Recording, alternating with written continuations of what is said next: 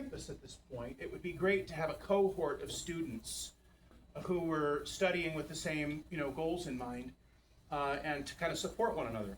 So what tonight is this is called our adult discussion group, and I didn't mean that to be cryptic, but that's what the group in the future is going to be called, the adult discussion group. And what that is we're going to take what St. Athanasius College is teaching presently this week, and we're going to start with this tonight, what Basil is learning, and have a discussion about it with those who are interested in coming and doing that. So Basil and Stephanie are going to be moving in a couple of weeks, and once they kind of get settled, we're going to figure out exact day and time and location about those kind of things going forward. I won't be leading it. It will be a cohort group where the discussion will take place within the group with a facilitator, someone who just kind of keeps the conversation going. So what we're doing tonight is what Basil is currently learning, and that is the roadblocks or difficulties, should I say, with jurisdictional unity in the American Orthodox Church. And so there are some different aspects of that conversation. Father Jeremy has been kind enough to facilitate tonight, answer your questions. Everybody is free to just simply ask. It's a little bit like an Ask a Buddha, but slightly different. Ask questions about this topic, and we just have a discussion as long as the discussion keeps going. So that's what we've got. Did I miss anything, Korea? No, okay, good. Did I miss anything, Basil? I don't think so. Okay, good. So that's my... But I did walk in. Basil's learning about it. We should be asking him questions. Yeah, we should ask Basil. Anyway, I just wanted to share with you why this is important to me. St. Athanasius College is important to me because what they taught my brother trickled down to me and has shaped my life. And I don't know when I would have picked up the Desert Fathers had that not happened. So that's why I wanted to just make that connection for you. So with that, I will sit down, and anybody who would like to ask a question is welcome to. Basil, if you want to say a couple things about the program before we get going. So we've been studying Metropolitan Philip and Father Alexander Schmemann, and I guess I would like to know what happened in 1994. There was a SCOBA convention that took place in the Antiochian village.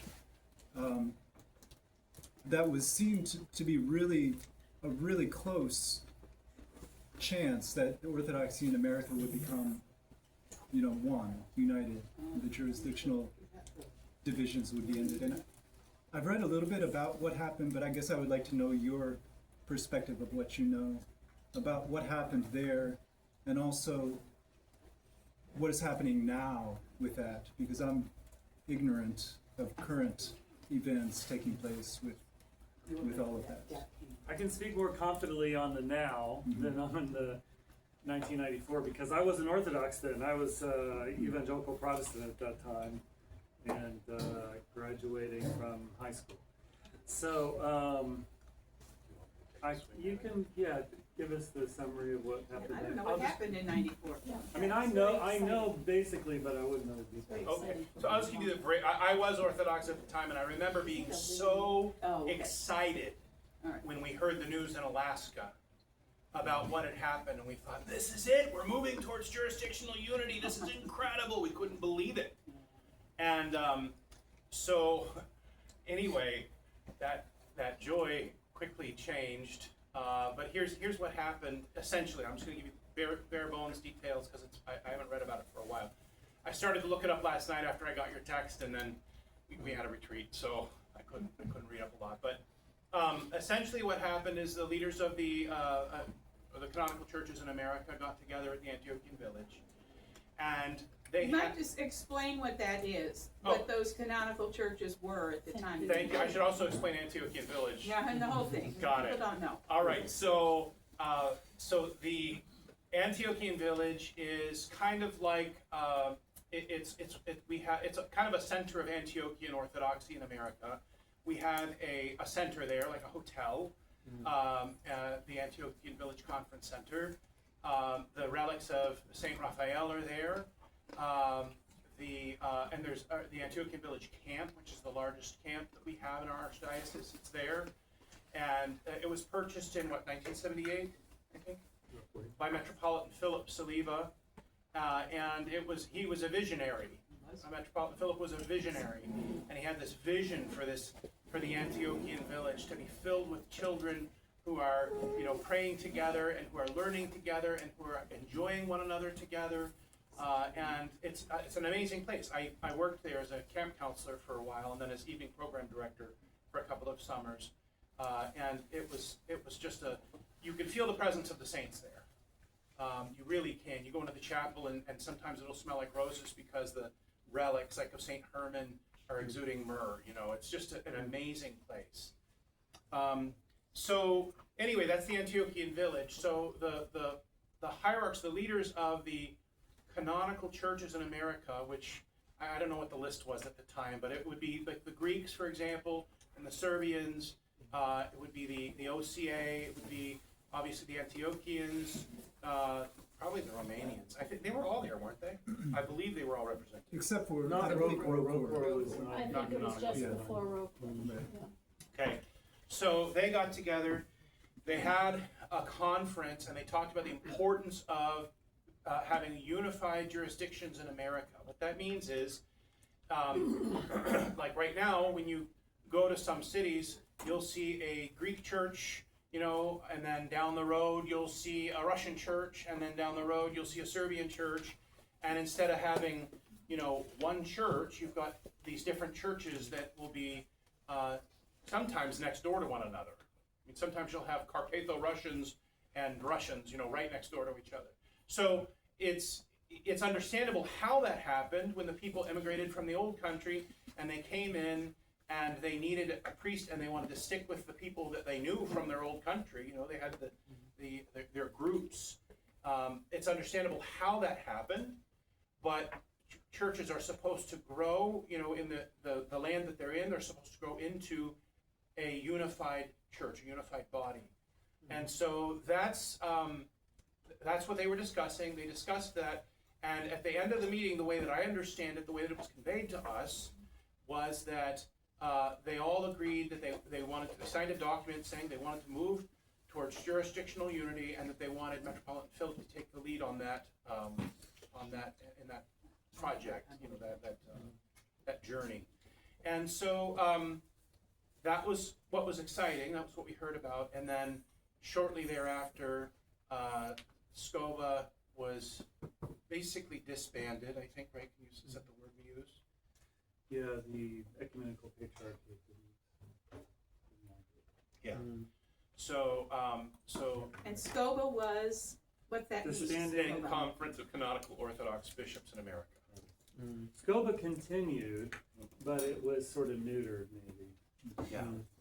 So the Greeks pulled out of it, and the Ligonier Convention document I was. think I remember these little things come back to me, that the ecumenical patriarch demanded that the Greek bishops take back their signature from the document. Why not? And I think Metropolitan Theodosius retired the next day, didn't he?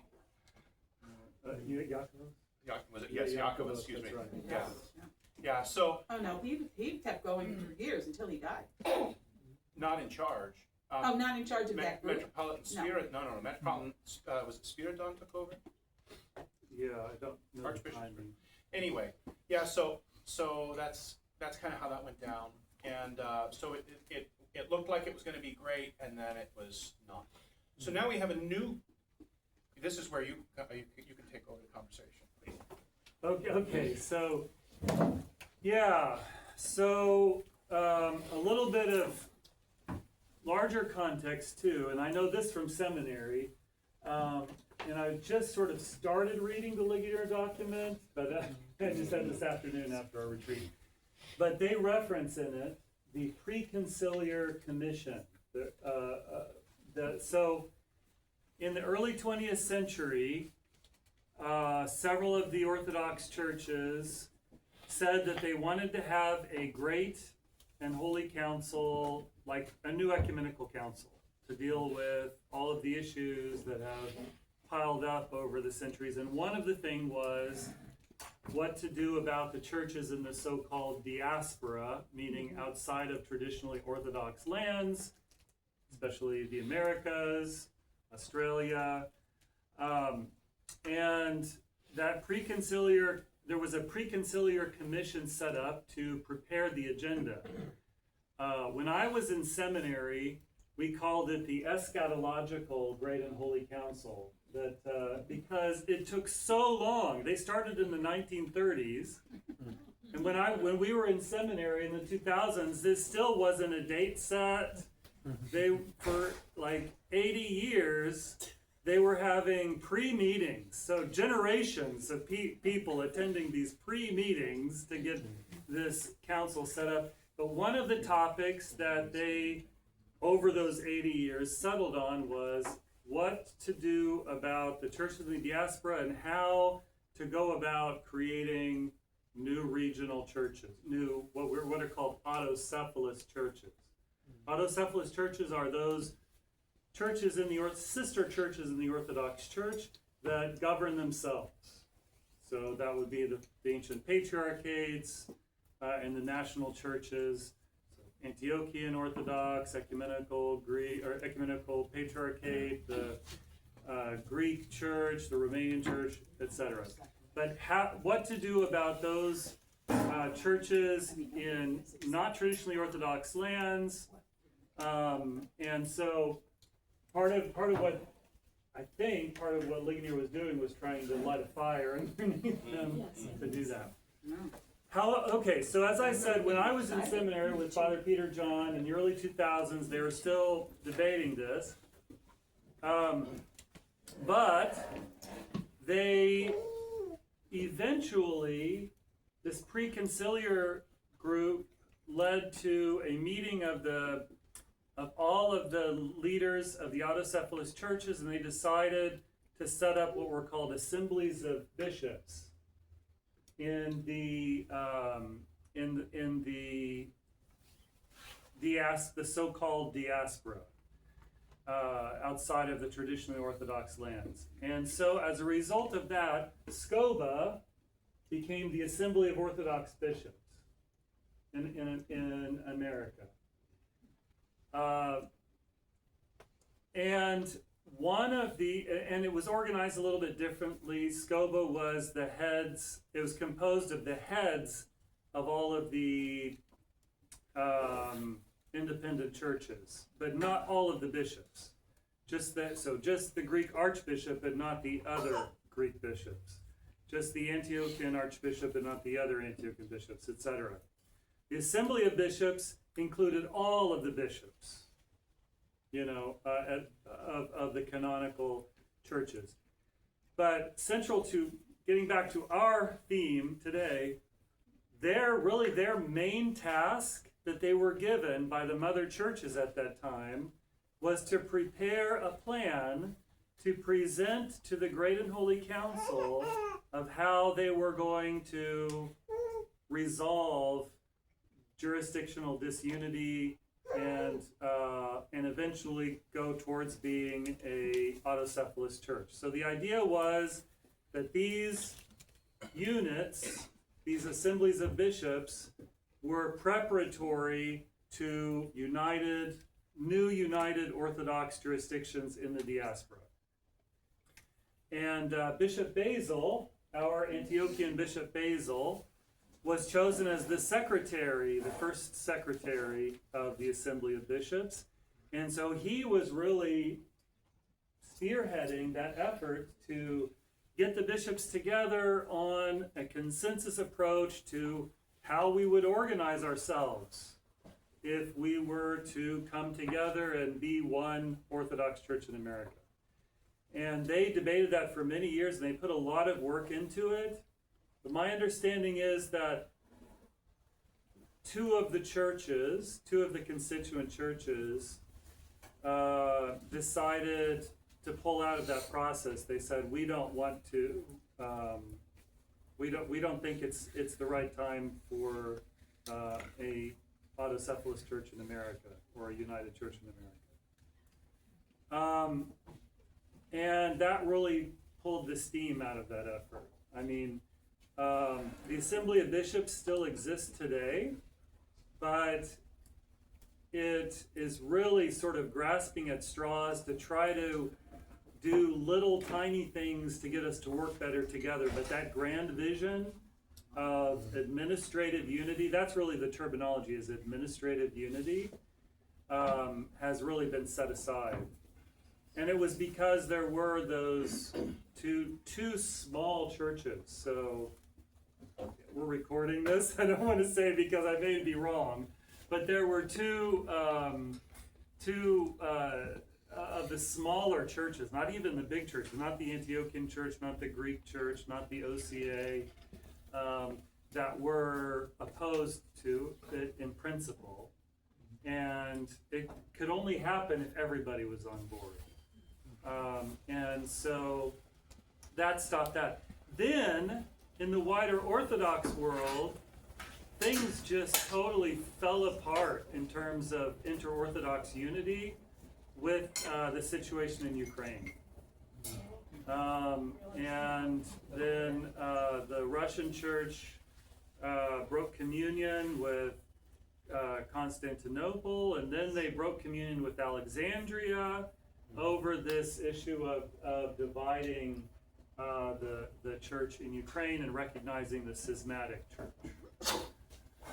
And so now,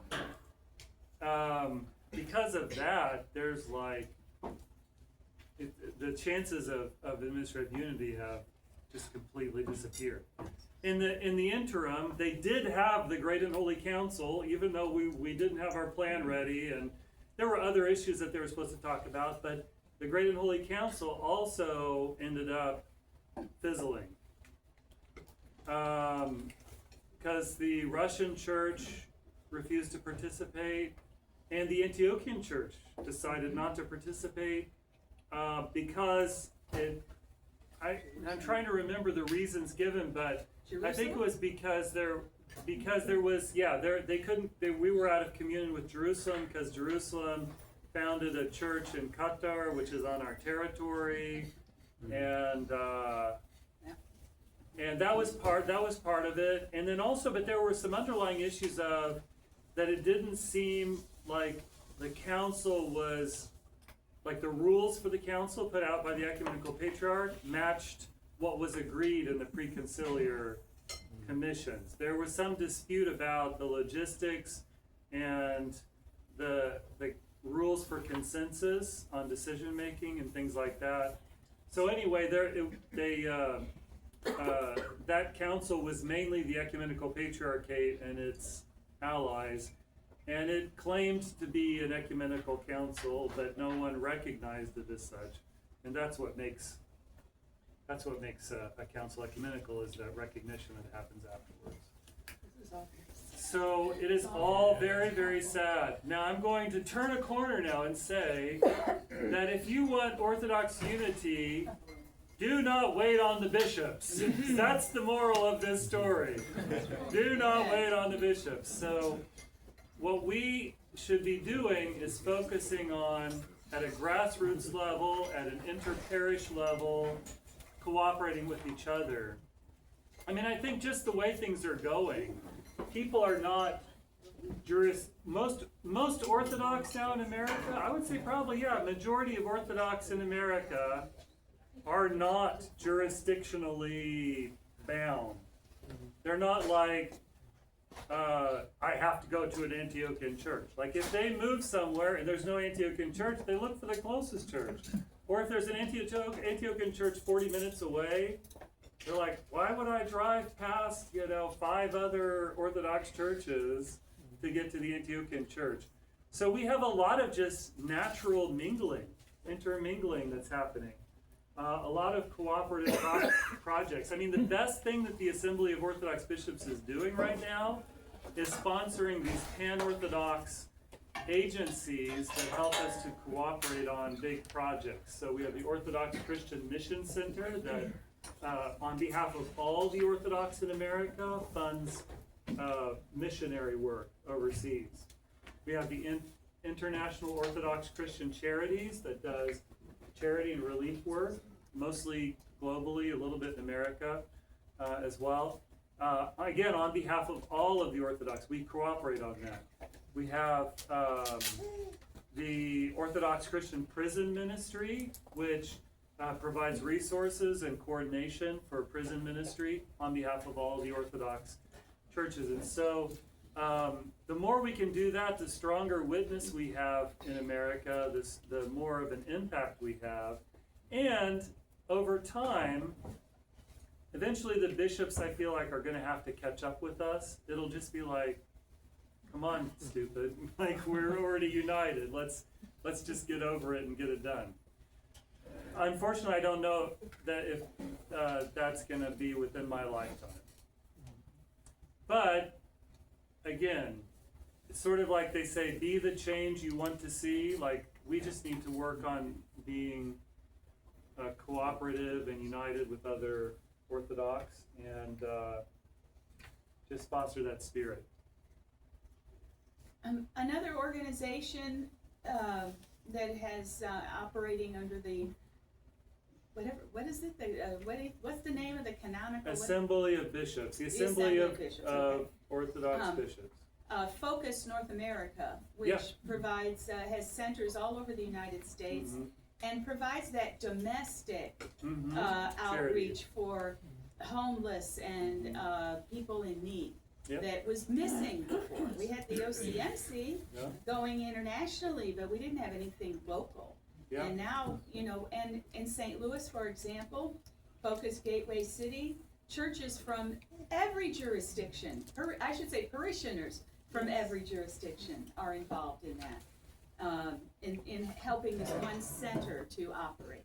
Yeah, that's a good example. Another very recent thing is the Assembly of Orthodox Bishops has been focusing on mental health, and they're working to organize like directory of Orthodox mental health professionals and to provide those resources so that Orthodox Christians who need counseling can feel more confident of going to someone who understands our faith and is supportive of our faith. So as many of those kind of things we can do, the better. I will say, just from an academic point of view, I was talking to Father Peter about this when he mentioned this topic to me. If you look back at how new autocephalous churches have been created, almost always, if not always, it was because of the influence of secular political authorities. So basically, it happened when new nation states were set up. So Bulgaria, Romania, Russia. When new nation states became Orthodox, eventually their leaders said, our church should not be subject to these foreigners. We should have a church for our people. And they had the decisive influence in every case. And in many of the cases, they didn't ask permission, they asked forgiveness afterwards. They just went ahead and did it. They presented the Mother Church with a fait accompli. This is just done. And then usually they were out of communion for a period of years. The Russian Church, when it declared autocephaly, was out of communion for about 150 years from Constantinople. Until finally Constantinople accepted it. So, anyway, we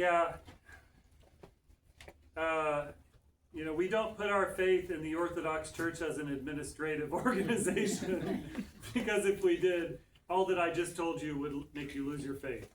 So, the miracle of the church is that in spite of all of that stuff, like the gospel is still preached and people are being saved and we're being renewed through the grace of the Holy Spirit. But none of that's dependent on administrative structures. Not to kind of bring into this, I can imagine administrative unity kind of help people at your level, because reduce the size of the. There's a huge territory practical that benefit. Yeah. Yeah, like me, I'm administering this Diocese of the Midwest for the Antiochian Archdiocese, Antiochian Diocese of the Midwest. How many states are you in charge of? 9 states, 51 or 52 churches and missions, depending on how many you can. Okay. But yeah, which is a good number of churches. But One a week. if we looked at just like probably the state of Ohio by itself has 50 churches, more than 50 Orthodox churches, right? Not Antiochia, but way more than 50 Orthodox churches. So if we just said sort of like, well, each of the people that are overseeing dioceses now, give them the same number of churches, but within a closer radius to their place. I mean, maybe I could drive just an hour or two rather than having to drive sometimes 6 hours or fly even. Minneapolis, St. Paul is in my diocese. Yeah. So people like on our level would be able to see you guys more often. That's right. Yeah, and also to have maybe more like cooperative activities, like if we organized conferences for people, for like 50 churches within an hour drive. Yeah, that's true. It'd be much easier to have joint retreats and conferences and. There's all kinds of knock-on benefits. Yes, absolutely. Yep.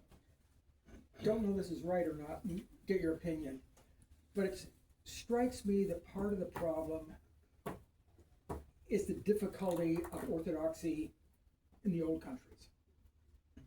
In that the Greek churches aren't tied to Athens, they're tied to Constantinople. He's sitting there in Turkey in isolation with most of his parishioners here in this country. If we cut ourselves off from him, politically, also economically, he's really in a bad shape. Yeah. Same thing with Antioch being in Syria. The political support of where we are gives them a lot of cover, a lot of benefit. How could we help the larger orthodoxy to get over some of those problems, those fears, that I think in some ways are holding them back from being willing to let go? There's a particular issue with the ecumenical patriarchate, which is, as you mentioned, that the ecumenical patriarchate has in Turkey under his local jurisdiction maybe like 6,000 people. And so the vast bulk of his flock is in the New World. Like, even though the ecumenical patriarch is called like the Greek patriarch, we think of that as the Greek church, the Church of Greece is separate from the Patriarchate of Constantinople. Church of Greece is under the Metropolitan of Athens and is autocephalous. It is self-governing, separate from the Ecumenical Patriarchate. Not only that, but the Ecumenical Patriarch, sets himself up as the leader of all Orthodox Christians. In order to maintain that status, I think he feels like he needs to have this great flock. And honestly, there's some fear that really this assembly of bishops is sometimes maybe being dominated by the ecumenical patriarchate in a way that it's sort of like not necessarily trying to set us free, but pull us into his orbit. So that's one particular problem. I mean, for the Antioch, I don't know that it's explicit in their minds that they want to hold on to us in order to have, whatever the status or the clout or financial resources or anything like that. But, I mean, I think one thing we can do, and it's been done before, is to reassure them, Antiochian homeland and all the mother churches, is that, look, if we become autocephalous, we're not cutting ourselves off from them. We're still brother Orthodox Christians, and if they have needs, we want to help them with those needs, you know. We don't have to be under their jurisdiction for that to happen. I don't really think that Antiochians overseas have that idea about us, but sometimes we think they have that idea about us. Well, it feels like we took a big step backwards in terms of the Antiochian Archdiocese when we were under Metropolitan Philip and we actually had bishops. We actually had dioceses, Yeah. you know, and then, you know, there was I don't know what, a skirmish of whatever, and then that all got, take that back, but the bishops still remain, and now we don't even get those. I mean, I don't understand this. What is the, I mean, in Metropolitan Sava seems like a wonderful person. He seems, you know, very spiritually minded, and so far as I can tell, his decision-making is good for the church, but I feel like politically, or not even say politically, but, you know, we want a bishop. You know, and we appreciate you as an Archimandrite here, but your status is kind of wobbly. I mean, I don't know what exactly the intentions are. Does that mean when, say, God forbid, but it will happen, Bishop Thomas reposes, does that mean the replacement for him will also be an Archimandrite or something less than a bishop? There hasn't been any official statement, but Metropolitan has always said to me that he believes that there need to be bishops in each of the dioceses.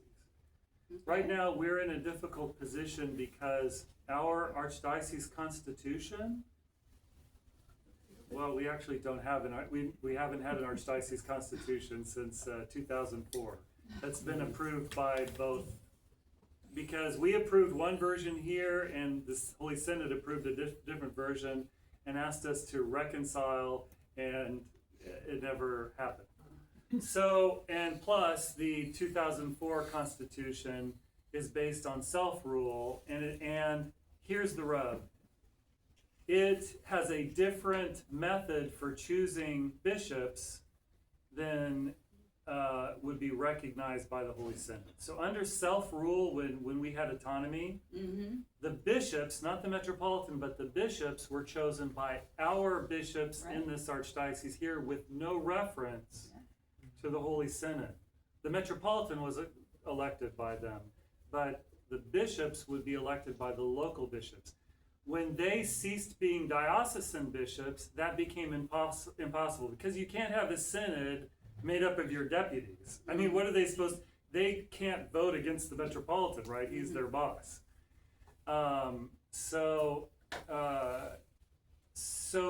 our Constitution needs to be revised, and a new process has to be agreed by our archdiocese and the Patriarchate of how bishops are going to be chosen. That's part of the limbo that we're in since 2010.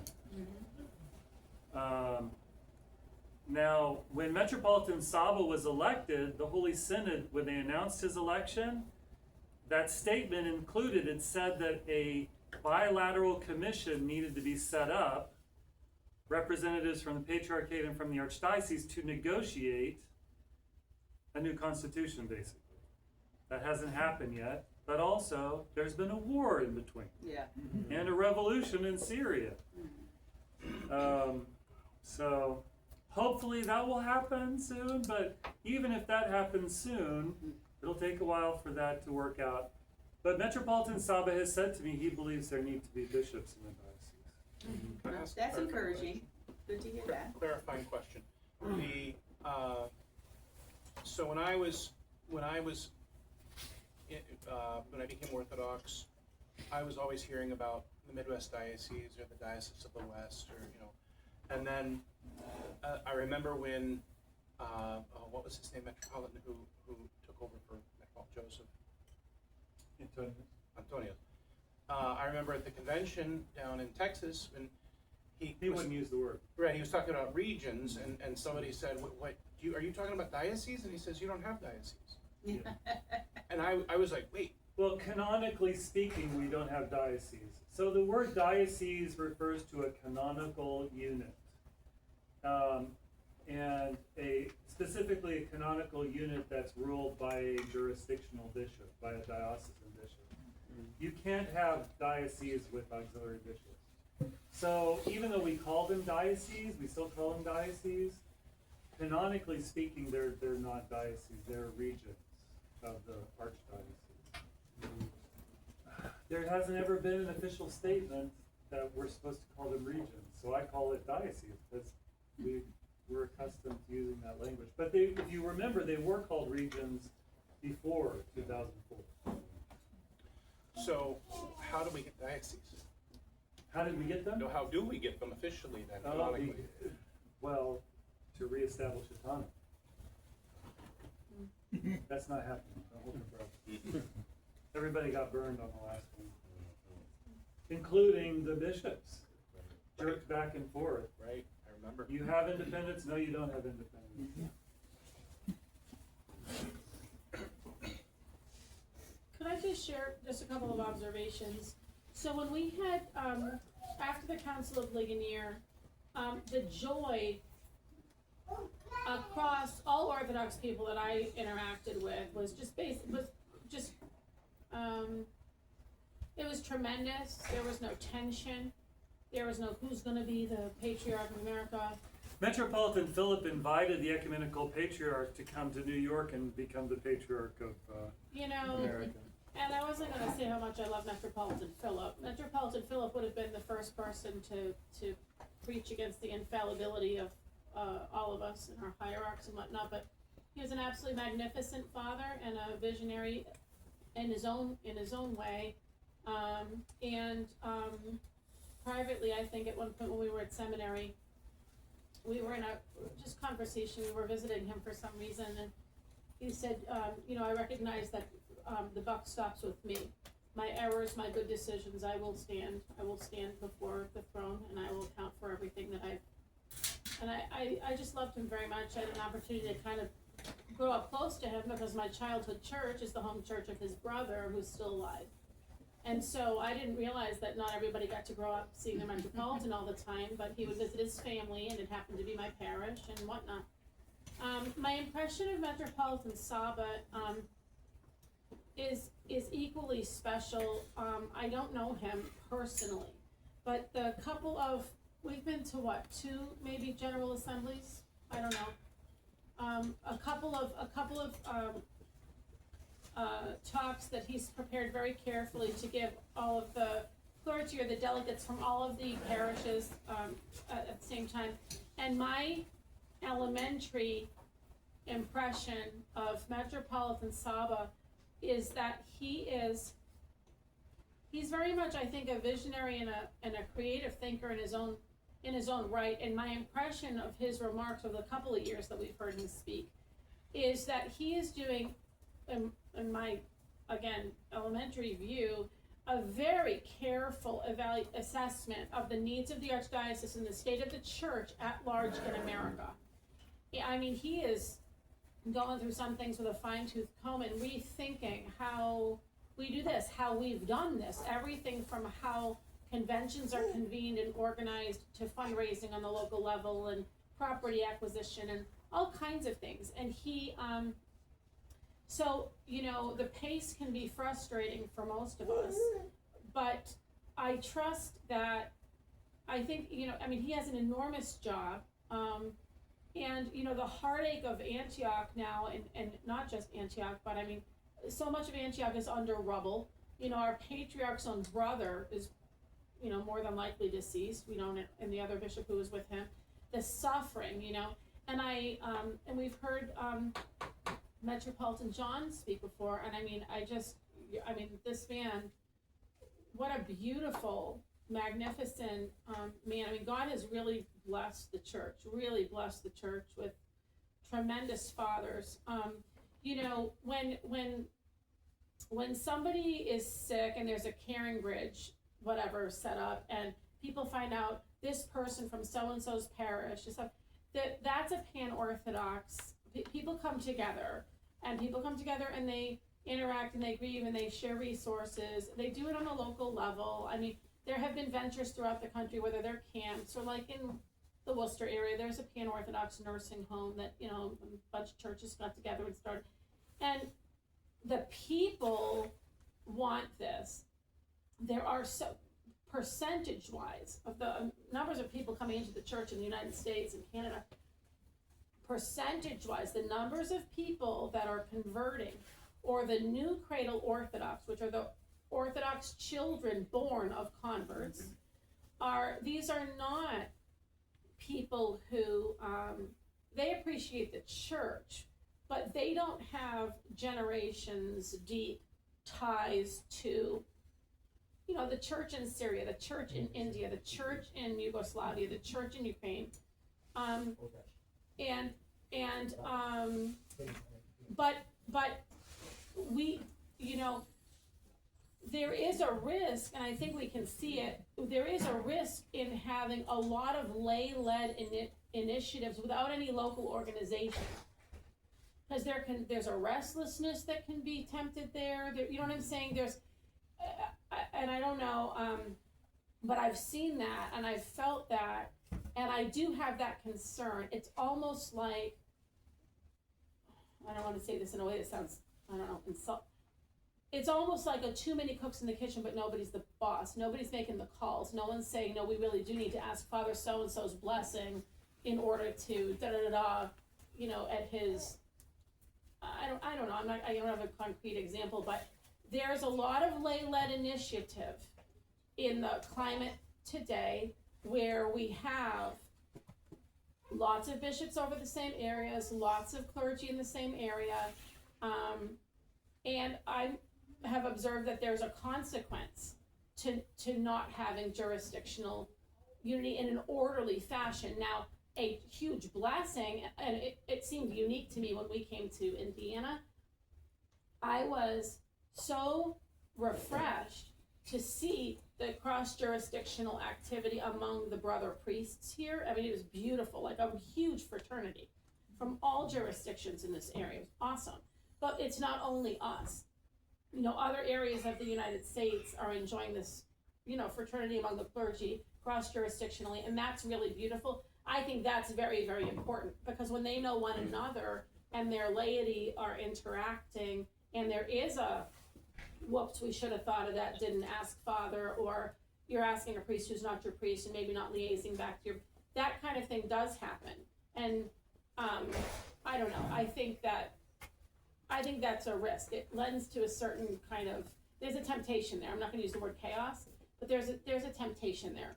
If, I'm not sure I'm being articulate. One of the big, this is sort of tangential to what you're saying, but one of the big risks involved in this jurisdictional disunity is that it ties into the American spirit of consumerism, and so people can go jurisdiction shopping. When they don't get the answer that they want in their church, they find a church that gives them the answer they want, which undermines our credibility as Orthodox Christians, you know, the one unchanging faith that has a million different versions, you know. It's not a million different versions, but maybe 12.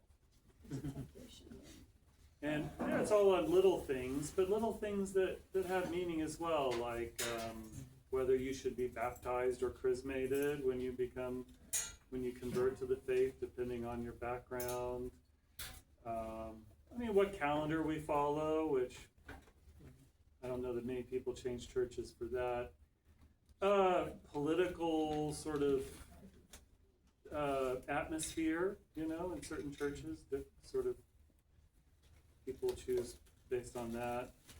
Marriages, like treatment of marriages and divorces is actually different between different Orthodox jurisdictions. Slightly different. There's slight differences, but enough that if people don't get the answer they want, they can go to the next one. Some of those problems you just discussed, were they trying to be addressed in that great council of bishops that happened? Well, only in the sense, not in the actual council that happened, but that if that council could have worked toward administrative unity, then that would have fixed it. But some of these issues, yeah, we just need to come to consensus as an Orthodox Church. I mean, there's never been a, I mean, there are like, there's a clear tradition in Orthodoxy of how converts should be received based on, you know, where they're coming from. But there's never been a decree of an ecumenical council that addresses Roman Catholics and Protestants. The decrees from ecumenical councils that address this subject are addressing like Arians and Macedonians and all these ancient heretics and how they are supposed to be received if they come to the church, but none of them exist in that form, and there hasn't been a council since the break off of the Roman Catholic Church, and then of course the split into all the Protestant churches that has addressed that for the whole Orthodox Church. That would have been helpful if they could have, if everyone was there and they addressed that together.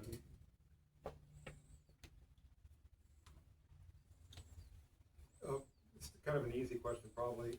We bill ourselves as pan-Orthodox, and does that have any meaning within? I don't really know what it means, honestly, other than we're a collection of people from everywhere. Does it have any archdiocese meaning or not? Or? Yeah, so I'll answer that and correct me if I'm wrong, but because of the unique beginnings of our parish, being started by a Greek, an Arab, a Russian, and a convert,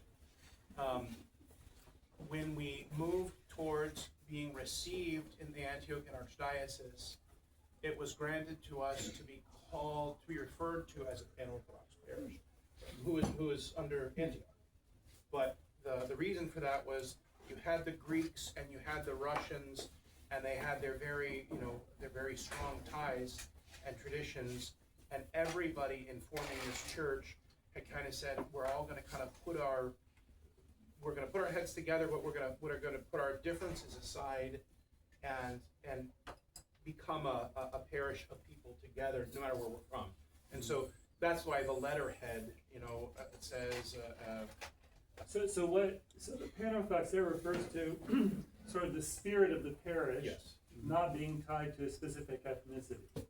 But it's not an administrative term. Correct. It's an Antiochian parish, meaning administratively it's Antiochian, but it's a pan-Orthodox parish in the sense that it is not ethnically exclusive. Right. Yeah, because It's inclusive of the Russians, ethnicity. the Russians were afraid everything would become Antiochian, that they wouldn't be able to maintain any of their kind of traditions. The Greeks were likewise concerned. Like customs.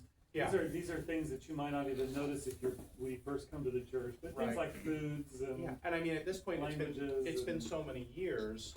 A lot of once we came in, how long's it been? Almost 30 years.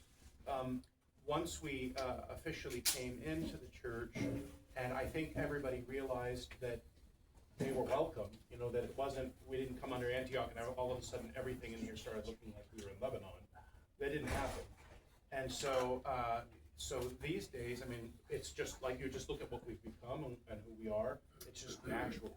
So, but that was what they were trying to do to protect against was they were. I mean, pan-Orthodox meant something different 30 years ago, Right. and it's sort of like what's called St. Anthony in Bergenfield still is sort of like 30 years ago a pan-Orthodox. What it meant then was like when you have a dinner, you have a little place with the Russian food and you have a little place with the Greek food, and like it's sort of that all of the ethnicities are represented. Really, this has become more like American Orthodox.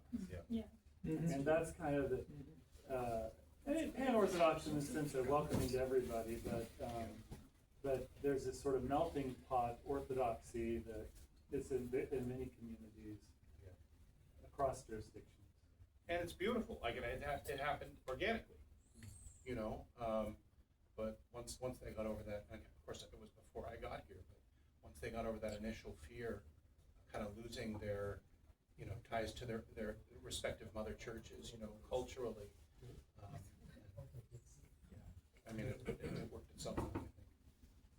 that again came from the people. Came from the people, Mhm. but and it's like when the EOC became Orthodox, and Metropolitan Philip, God bless him and bless his soul, he made concessions because of the fears of the people in the EOC. He understood.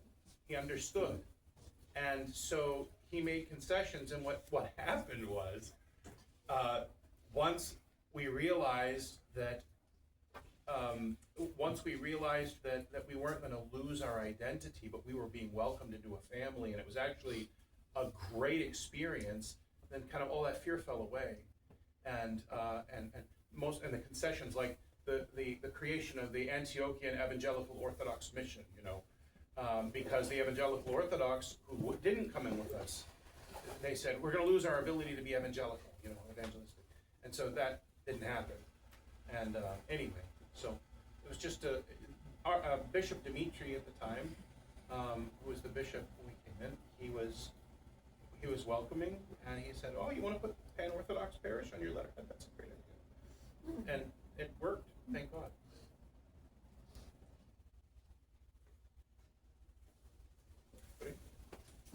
So it can be pretty discouraging for us to hear of a time, a couple decades ago when things seemed closer to unity, and here we are kind of feeling like we're in this, treading water. And I just thought I would, state the obvious that, the great evangelist saints, from Pentecost on, right, all the tongues, right, all the apostles really were given the gift to in a sense, become all things to all. To be able to liaise and relay the gospel to everybody. And the, Saint Cyril and Methodius and Saint Patrick and the evangelizers of the Aleuts, and there was no fear thereof. The mission was tell everybody, how many translations and evangelists were learning other languages well into adulthood. I understand St. Innocent was brilliant, they're all brilliant, but it's still a tremendous amount of effort to learn other languages and then become able to translate and teach and speak and read and write and sing. And even a much more contemporary example, in our own country, our Mother Alexandra, I always want to, say saint, maybe someday, I don't know. But Mother Alexandra, completely Romanian heritage, and her insistence on founding Holy Transfiguration Monastery in Elwood City was that it was an exclusively English-speaking community, so that no linguistic stumbling block could be placed between the church and the people she wanted to be able to welcome, which was everybody in the English speaking. So, and she's an immigrant and a remarkable, just everything about her is just remarkable. But this is an example of somebody who's Romanian. She put her feet down on American soil and said the church has to be as accessible immediately as possible to everybody. And Holy Dormition, I don't know the founding of that monastery as well, but similar, the mission is to bring monasticism into the culture and make sure everybody knows that the monastery is there and welcome whoever comes to the door. And I just, thought these are just a few people, but the heritage of the church, our squabbles and our squabbles and our dissensions aside, the heritage of the church is to go and preach, like all nations, right? And when we come into a new nation, the focus needs to be on ministering to the people of that area and appreciating, of course, the whole heritage of the church. Even St. Raphael of Brooklyn, Yes. in America, but even before he came to America, he worked with the Russian Orthodox missionaries who were going to Central Asia to preach to the Muslims in Central Asia, and he translated into Arabic for them, texts into Arabic. I wanted to mention, Charles, you recently participated in the Orthodox Christian Laity gathering in Indy. And I'm aware that that organization has been working for administrative unity for as long as I've been Orthodox. 30 I mean, years. a long time, 40 years maybe. 30. They said Okay, 30. but I remember I knew people that were very involved in that. Tell us a little about your meeting, or what do you know about them and the situation with them? The biggest thing that stands out to me is when they talked about trying to remember the priest's name. My memory's bad. Father Frederica Matthews Green's son Okay. is the priest. He's the Antiochian priest of a Greek parish. Okay. They had two missions that were not thriving in an area that was kind of local to each other, and they put the two churches together. And the way they worked it out is it would be a Greek parish, but he has been on loan from the Antiochian church for 20 years, I can't remember, but a long time. A long time to be on loan. Okay.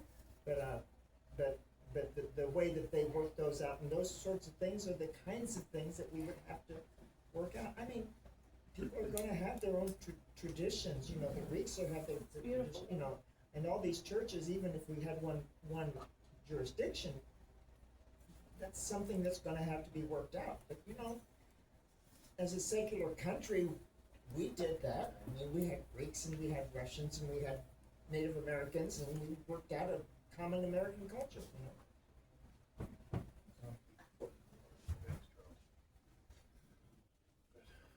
I think we said, oh, go ahead. My wife and I moved over here about 10 years ago from St. Louis.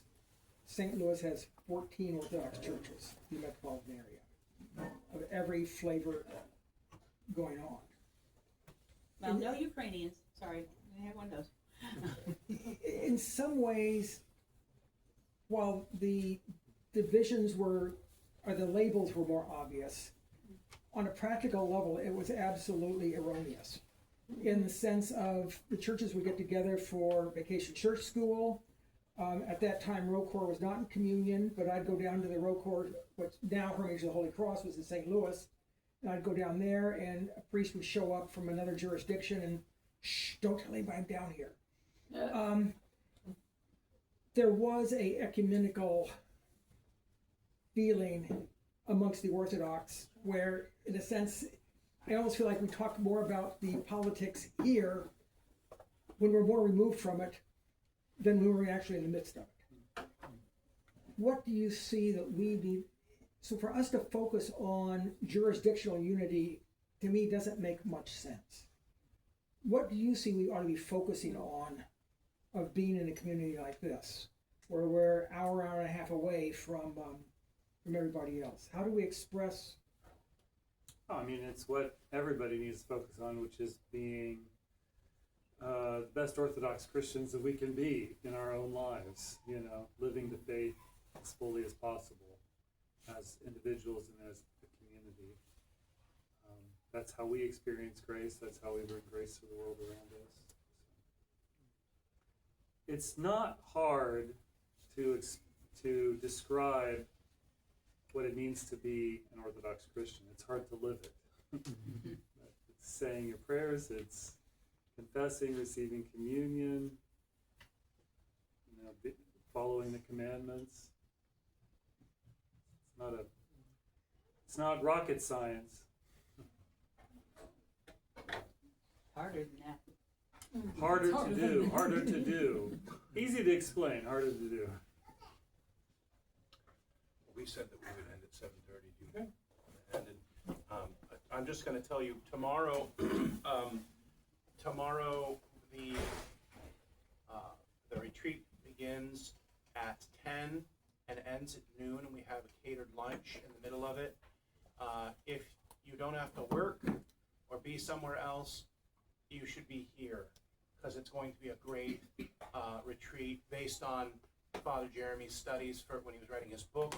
He's going to be presenting that for us. sacrifice in the Old Testament, and then what Christ's sacrifice means for us in the second session. He'll give us that.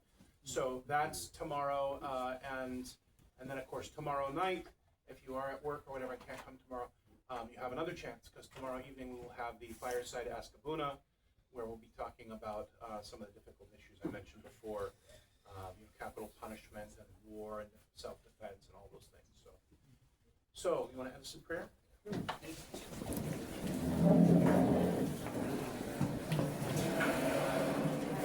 is truly blessed be at Theotokos, or ever blessed, all blameless in the mother of our God, more honorable than the cherubim, more glorious beyond compare than the seraphim, thou who without corruption didst bear God the Word, and art truly Theotokos, we magnify thee. God is with us through his divine grace and love toward mankind, always now and ever and unto ages of ages. Amen. Thank you, Father.